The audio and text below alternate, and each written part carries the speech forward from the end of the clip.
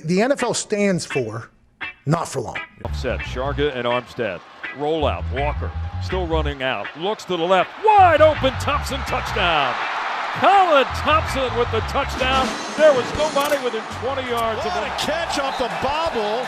Colin Thompson scoops it up. Lofting corner, the end zone. It is caught for the touchdown. The first NFL touch for Colin Thompson is a score.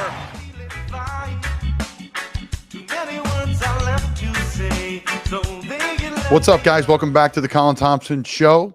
Hanging out with my partner in crime, producer, and do-it-all man for Not For Long Media, Jack Connell. I hope everyone has an awesome start to their week. Lots to discuss with NFL free agency. What a fun day. It's probably my favorite time of the year. I mean, I'll say that all the time, but the opening part of the season to me, it takes forever, and it's kind of long-winded, and it's drawn out, and it's overblown. Obviously, the playoffs are great, and down the stretch is great too, but I don't know. This is another chapter in the NFL calendar that I really love. NFL free agency is great to kind of see where guys are going, what guys are getting paid. We're going to get into all that, some surprises, some different things that we like, maybe some things we don't like. I'm an NFL free agent, so I won't be saying that. Jack can say whatever he'd like. So, yeah, lots going on. I guess I'll update everyone on my NFL free agency status. I am an NFL free agent. I've been an NFL free agent since late August, early September, since the Minnesota Vikings released me. Got phone calls throughout the season last year, checking on my health, how I'm feeling, my level of in shapeness, if you will. Am I in shape? Am I ready to come play if they need me? So enough calls to keep me going. Some interest this offseason, so super excited for that and the opportunities that come with that. When I have more information there, obviously you guys will hear more about it. But we'll see what happens. Going to give this thing one more kick at the can. I'm 3 games short of my pension. I played 7 years in and out of pro football, but I'm still 3 games short of my pension. You need 3 more games equals 1 credited season. That will put me at 3 credited seasons. And because of my times on multiple practice squads, it will put me at like a 5 or 6 year veteran because the practice squad years count, and they only count when you become a vet, when you become vested, when you have your pension. So it will be a big jump from like a 2-year guy to a 4 or 5, 6 year guy. So we'll see. Keep playing. I feel great. I wish I felt this good when I was 24, 25 than I feel at 30. But hey, that's a part of football. And when you turn 30 and you're that number, things change. And people just start to move on to the next guy, right? There's a lot of draft classes that come in with a lot of really good undrafted players, a lot of good drafted players at the position. So we shall see. Everything we do at Not For Long Media, guys, is brought to you by our friends over at the Original Fudge Kitchen. They ship fudge and sweet treats across the country. You know the drill. It's been fun for me, especially with, Valentine's Day passing, all the holidays back that already, of course, passed a couple months ago, different birthdays. We've been traveling so much. I'm in a hotel room in Tampa right now. Just little thank yous to people. I usually write thank you notes. So now I'm sending a thank you note in a little box of fudge, maybe some saltwater taffy. I take a note of whatever maybe flavor they talk about when I talk to them about it, that we're sponsored by the Original Fudge Kitchen. So it's a great little gift, and it's a mix-up. Those people that believe in a handwritten letter or a little thank you note or a different gift, check out the Fudge Kitchen. Give people a taste of the Jersey Shore if you can get there. Multiple locations from Ocean City all the way down to Cape May. FudgeKitchens.com. NFL free agency, so much to discuss. Jack, there's a lot of winners. I don't really think there's any losers at this point in time. People giving grades on deals is absolutely ridiculous to me. How can we give a grade and you have no idea what's going on there? But hey, we need clickbait. We need something to talk about. We will not do that here. I'll give an honest and open opinion on things. I digress. Jack, your initial thoughts on free agency, some things that you may like, some things you may dislike. Yeah, a team that's gotten a lot of kind of criticism and I think has done a really great job to start free agency as much as they can, Carolina Panthers. I mean, what, in your opinion, Colin, if you were just a generic NFL team, what do you think are 2 of the most important things to do for your rookie quarterback or young franchise centerpiece? What are 2 I know biggest where you're things going here.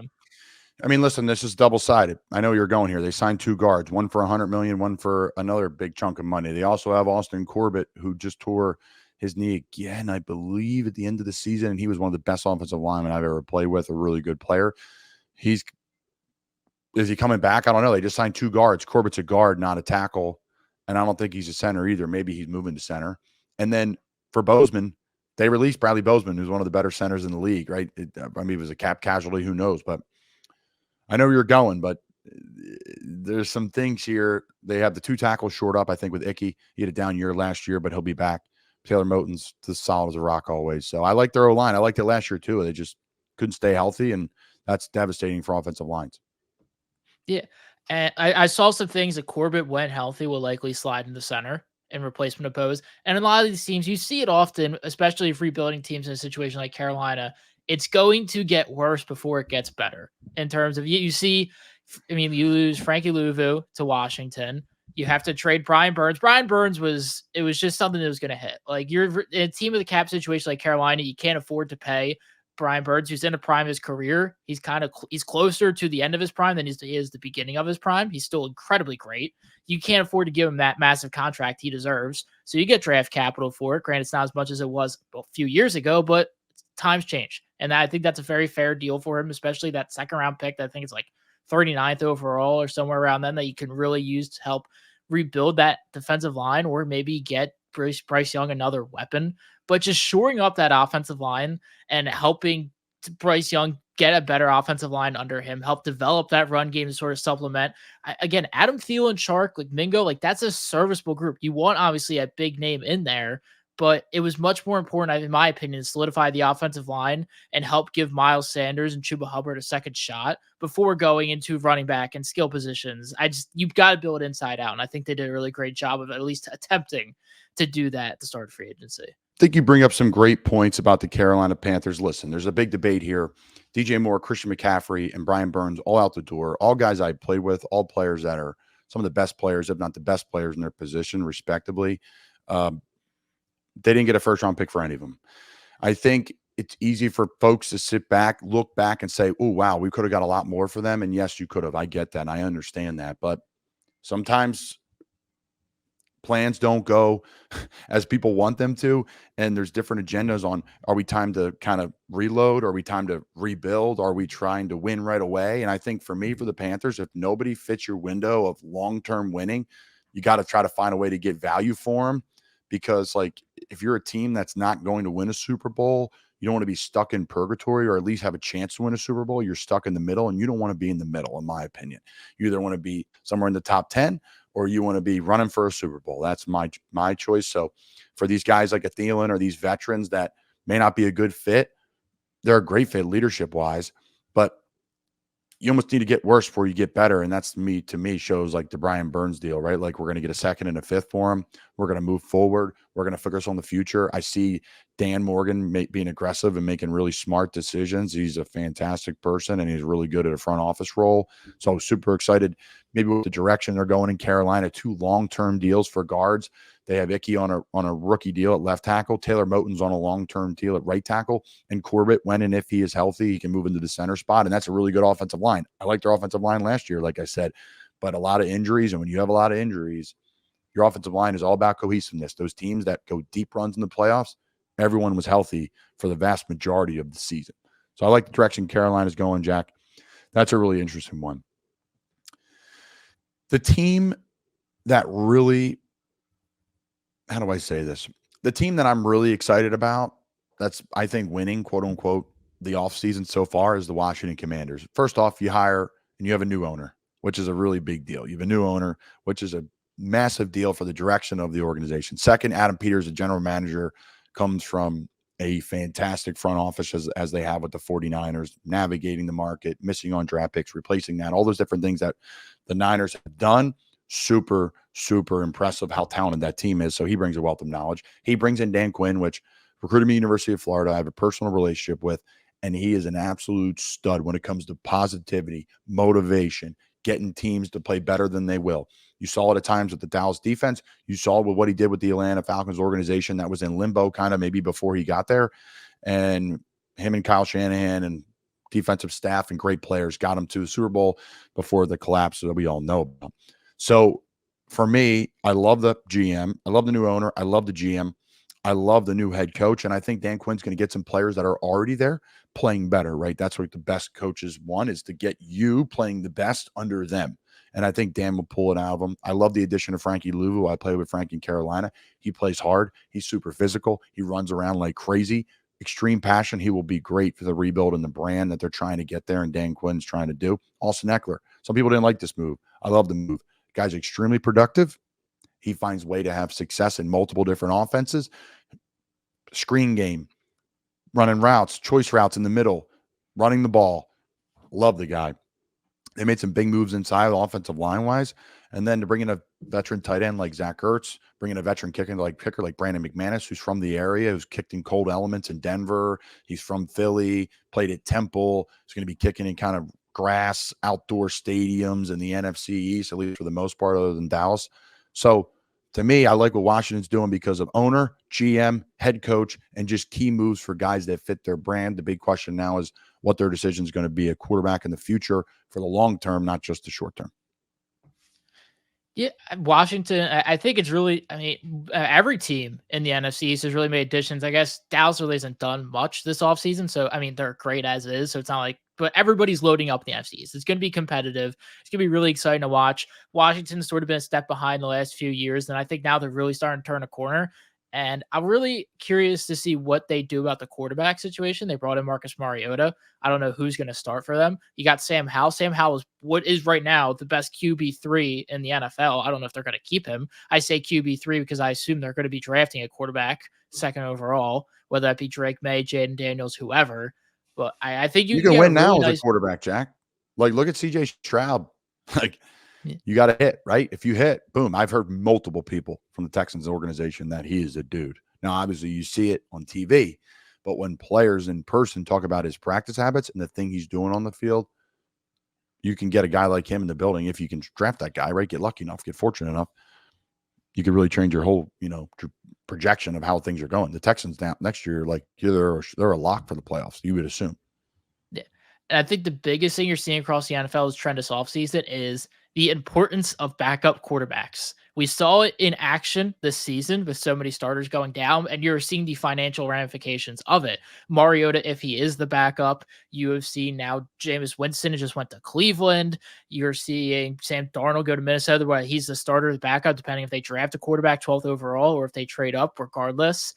Looking at the rest of the league, and Russell Wilson, Kenny Pickett, that battle going on at Pittsburgh, Gardner Minshew to Vegas with Aiden O'Connell, Jacoby Brissett to New England if they draft Jaden Daniels or Drake May at 3rd overall, Trubisky back to Buffalo, Tyrod Taylor to the Jets. These guys they're getting good contracts too. Gardner Minshew got $25 million under the guarantees. Jacoby Brissett $8 million. These are very nice contracts for backup quarterbacks. Yeah, with the cap moving up, you're seeing some guys get paid. Pretty cool stuff. Seeing some tight ends get paid. I think some undercover contracts or signees, if you will. Leonard Floyd going to the Niners. They struggled last year, believe it or not. Sometimes defensive line generating some pressures and some big things. He is super long, physical, high draft pick, highly productive player. Bears, Rams, Bills. He's played for some great defenses. He's won a lot of football games.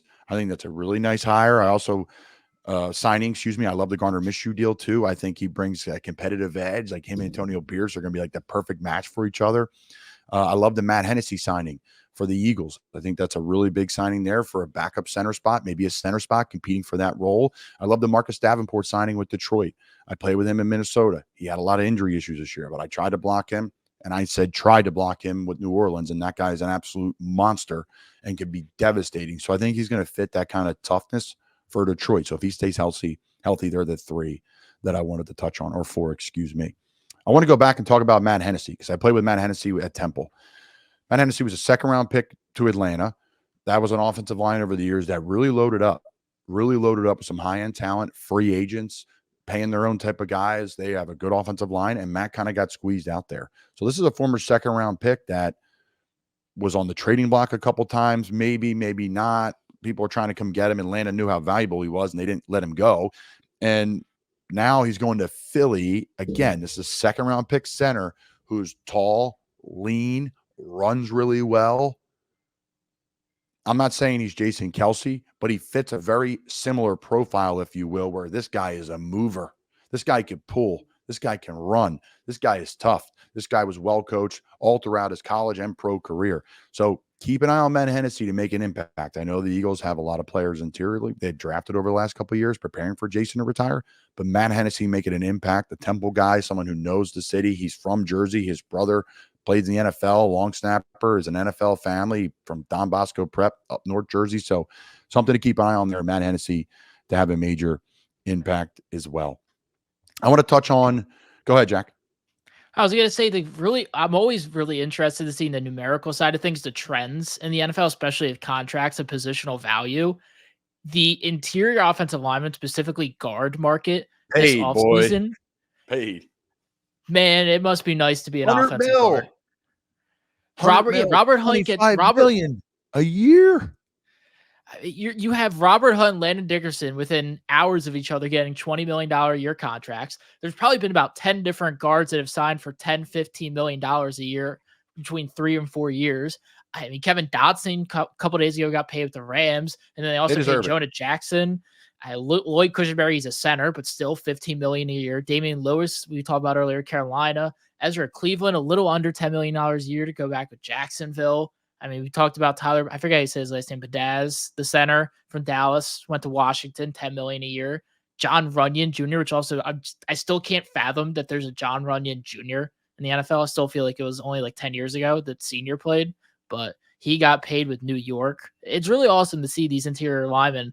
And I mean, it's tough to see that, though, at the same time, you see the running backs, the safeties, other positions get devalued. So, I mean, it's something's got to give at some point, but it's still cool to see the guards get paid. Yeah, I like what Chicago's doing too. I think they're a part of this equation. They're signing some veterans. They're making some moves. They're being aggressive. They have cap space. They're going to have a bunch of draft capital too. So that's another team that you're saying, okay, they're going on. Keep an eye on that NFC North, man. Like, I'm interested in what the Packers are doing. Aaron Jones going over to the Vikings. One player that I do want to give some insight on is Sam Darnold. Listen, I've talked about Sam Darnold ad nauseum on this podcast. I said, and a clip didn't get released, if Sam Darnold got into the Niners situation, I think he could do very well as the quarterback for the Niners because of how gifted he is, how smart he is, and how perfect that situation is for him with the Niners, with the talent around him. Now Sam Darnold's with the Vikings. I think this is a perfect fit for Sam Darnold. Perfect fit. And I think it's a perfect fit for the Vikings. Listen, you're losing Kirk Cousins. We all know how Kirk Cousins is. Good for him. I play with him. He's a great guy. He's a great player. The things he did in practice blew me away. Obviously, we see how talented he is in games. But Sam Darnold is a perfect fit for the Vikings, really because of who they have as their head coach. Kevin O'Connell, he's a quarterback in this league. He's a quarterback whisperer, in my opinion. He was a little bit of a journeyman in the league. He's trying to find his way, right? Kind of similar Sam Darnold situation. He's big, tall, athletic. So Sam. I think it's a perfect fit to finding ways to make Sam comfortable, because when Sam's comfortable, we saw it in Carolina. We went 3-0 the first 3 games of that season. Sam was balling out. Our whole team was balling out. And Sam led the NFL in rushing touchdowns over Derrick Henry at one point in time. The first 3 into 4 games of the season, we ended up going 3-1, losing a really close game to Dallas in Dallas, and then things kind of got off the rails a little bit. So for me, I think Sam's the perfect fit for the Minnesota Vikings. I know everyone's on trolling like jackasses on social media and Twitter, but Sam is perfect. Now, who are they going to do? What are they going to draft? Who knows? But for Sam, he can control what he can control. I think he's the perfect fit for Minnesota, and I think Minnesota saves a bunch of cap space. They're going to be able to sign more players and make the team better around him, which you can see is happening already. So Minnesota, I wanted to highlight them as well. Sam Darnold's ideal for what they have going on. I think Saquon Barkley is the perfect fit for the Philadelphia Eagles, not just because of, I think socially how he's going to fit into that locker room. I think there's a huge point that people aren't talking about. Like, this guy wants to win. This guy comes from winning culture in college. The Giants didn't win a bunch of football games. It's been tough sledding up there. He's going to an Eagles team, a passionate fan base, and a place where he's going to fit perfectly into their offense. We don't know what it's going to look like with Kellen Moore, but if they're going to be a spread offense where they're going to be able to use him in the pass game, use him in the screen game, he's great in pass protection. Is he going to pop on these big runs where the Eagles are going to spread people out and there's not going to be that many people in the box because they got to cover all the wideouts, and he's hitting it and not just hitting it for 10. This guy is breakaway. If he gets in past the linebackers, it's gone. People don't tackle in open space. And if you notice, when he gets tackled in open space, he is pissed. He will jump over you. He will run through you. The guy is a build-a player. That's why he was one of the top players in college football, one of the top draft picks coming out when he did. And that's why he got the money he got on the open market as a running back. I think if he wasn't injured as much, he would have got C-Mac money, but C-Mac was injured too, and he got that money too. So I don't know. But the bottom line is this. I think he's the perfect fit for the Philadelphia Eagles. There's a lot of drama around this situation with turning your back and all this stuff. Listen, this isn't college football. This isn't college football. It's not the best facility and some NIL money. It's who pays me the most money, which means they show me the most love. And if they show me the most love and it happens to be a winning culture, great. But my rule of thumb with this for players is great. Wherever you get drafted, undrafted, awesome. But when you have an opportunity to get a bag and get a bunch of money off your second contract, go get it. Now you're third and the fourth and you haven't won a Super Bowl and you've already made a bunch of money. Take a little bit less, maybe if you can, and try to find a way to win and get a part of winning culture and get a Super Bowl. If that's something you care about. So I love the move for the Eagles, Jack. I really do. I think Saquon's perfect for him. And I think, with Fletcher Cox and Jason Kelce moving on, they had to do something. Big one. I will say this, Jack, before you speak on this. I love the Bryce Huff move. What are they going to do with Sweat? What are they going to do with Hassan Reddick? I don't know. But that Huff guy, guy is a monster. He's explosive off the edge. He is fast. He plays hard. Beast. So I like what the Eagles are doing, man. I'm very curious to see, and they're not done yet. I can guarantee you that. They're going to find a way to restructure contracts and get guys in. They're win now mode. Yeah. I mean, it's something I've sort of fallen victim to, and I saw it today. I didn't realize I've always been the person that the Eagles, Howie Roseman specifically, never hand out money to running backs, free agency. I mean, one of these instances isn't him. It was Chip Kelly. But you look at the Eagles in the last decade. LaShawn McCoy got his massive extension about a decade ago with the Eagles. 8 years ago, they signed DeMarco Murray, which was, again, it was Chip Kelly, so everyone says Howie Roseman. And then now they hand out one of the biggest contracts to a running back in quite some time, Saquon Barkley. I think it's a great move because Howie values running backs that do a lot for a team. I mean, Saquon's a tremendous pass blocker. He's great in the passing game. He's an incredible runner in all aspects. He's great between the tackles, outside the tackles. Any type of run concept, he has pretty much excelled at. And one very, very small, minute aspect that he brings that I think is really interesting to watch. How strong he is. Him as a behind blocker on these tush push.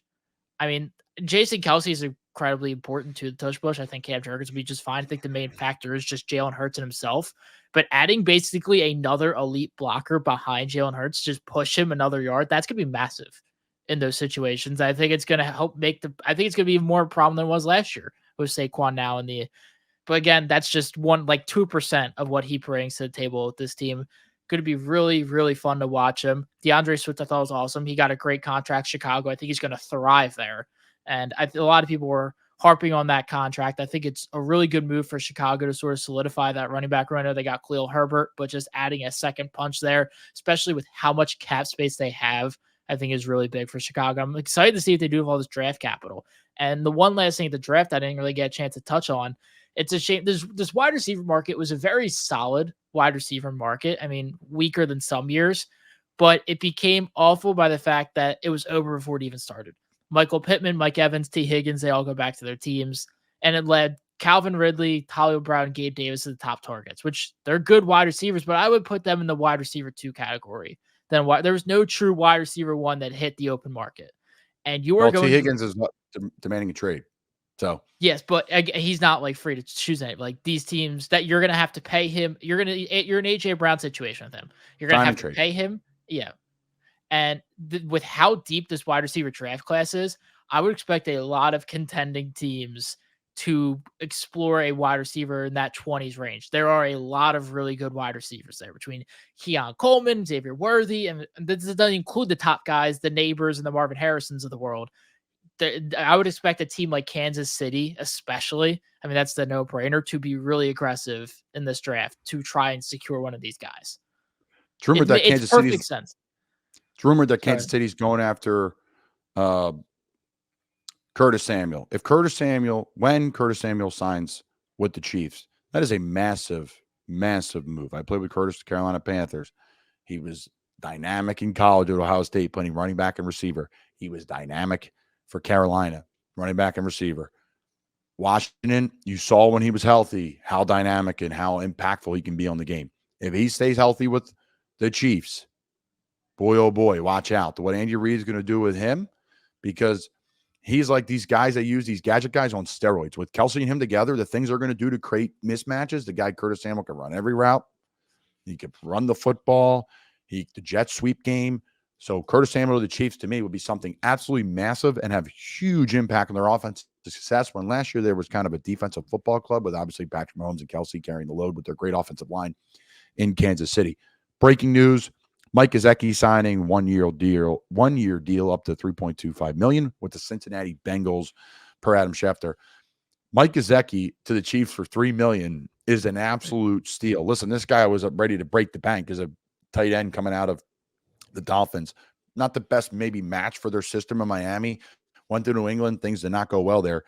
He's going to absolutely ball out in Cincinnati. They're going to use him as more of a wideout, I would assume. He's going to absolutely tear it up. So watch out for him. If you're a fantasy owner, that's your NFL, your sleeper tight end, in my opinion. That's someone you're going to draft. Maybe that other people aren't looking at. Healthy Joe Burrow and Mike Gesicki, who's got crazy range, length. This is a guy that was a really good high school volleyball player, like really good. So Mike is a perfect fit for Cincinnati and what they want to do throwing the football. So something to keep an eye on, how that's going to progress into the season. Big time for fantasy football owners. Jackie Poo. All right, Jack, shout out to our friends at Wealth Advisory Services. If you don't know them, you should. Wealth Advisory Services. They're the best. They've changed my life. They allow me to do a lot of different things, invest in different properties, move and shake with my wife through this world and this crazy journey her and I are trying to figure out. Even for me, being out of the NFL, how do I have a budget? How do I handle my money? How do I start investing in my retirement? They'll help retirement. They help businesses with 401k. Check them out. Have any questions, reach out to me, Paul, David, and their team, 100 years of experience, Wealth Advisory Services.com.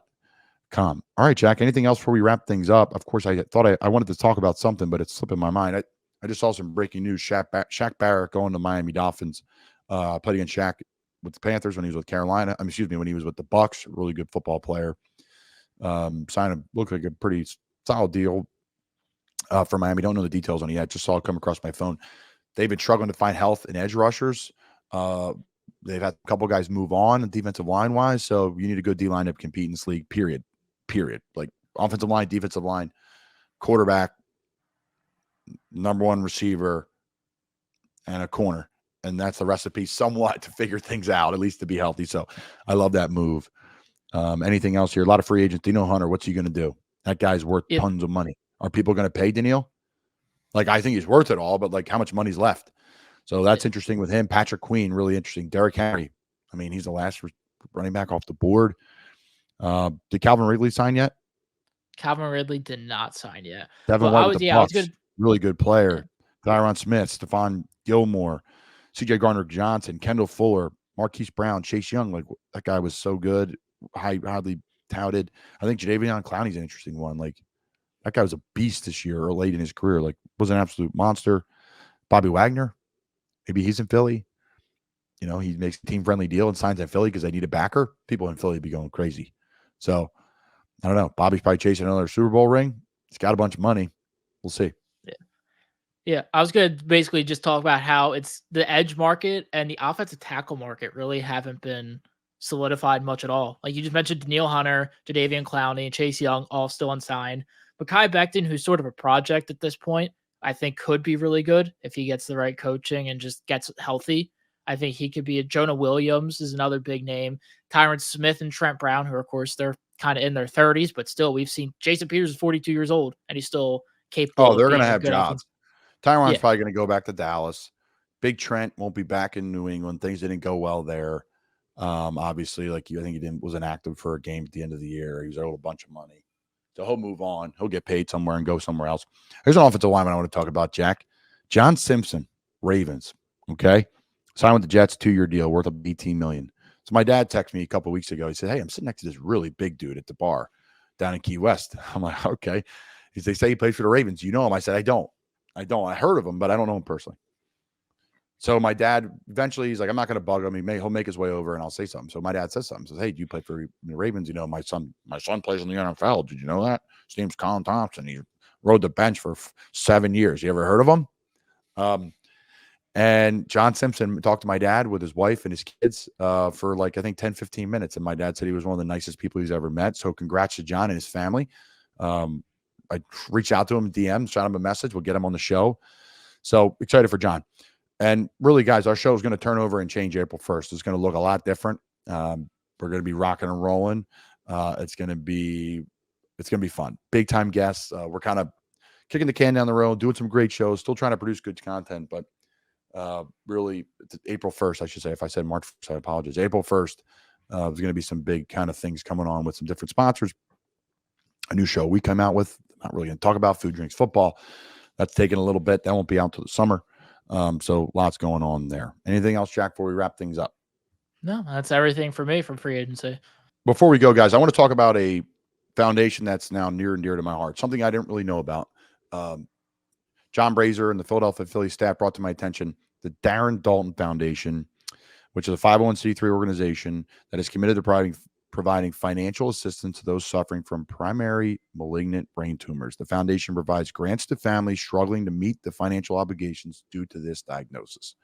I had the honor and the privilege to guest bartend this event with Phillies alumni, Phillies current players, current coaches, current staff members.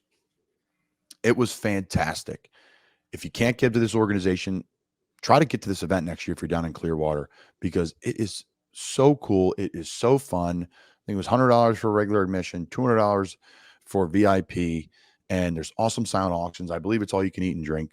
Check it out. I was able to hang out with Coach Thompson, pour him a beer, had a Miller Lite with him. Just super cool, super down to earth. Like, you're engaging with, current player. Joe Blanton was there, right? Former players. It's just really cool and really well done, really well organized through a great cause, supporting, something that's kind of near and dear to people's hearts with cancer. Of course, we all know someone who's been affected by it, our personal lives, but also it's Philly and it's a great community. And it was great to be around so many like-minded, cool people that we know from the area, bumping into different people. So check it out, the Darren Dalton Foundation. The link will be in my bio. If you have the ability to give, please give to it, because it was fantastic. So thank you again for having me. And if you can't give and you're down in the Clearwater area and you want to go, definitely look into it for next year, because it was a really, really cool event. That does it for me. I'm Colin Thompson with the Colin Thompson Show, Not For Long Media. That does it for Jack in the Back with the great head of hair today and all his cool tchotchke shit behind him. Appreciate everybody for tuning in. Appreciate the travel. It's been amazing. I can't wait to get home. I've been gone for 2 months, so it's been a great run. I'll be home next week. And like I said, stay tuned for things coming early April, because the show is going to look and sound a lot different. So thanks, Chad, for tuning in, and hope you guys enjoy the rest of NFL free agency.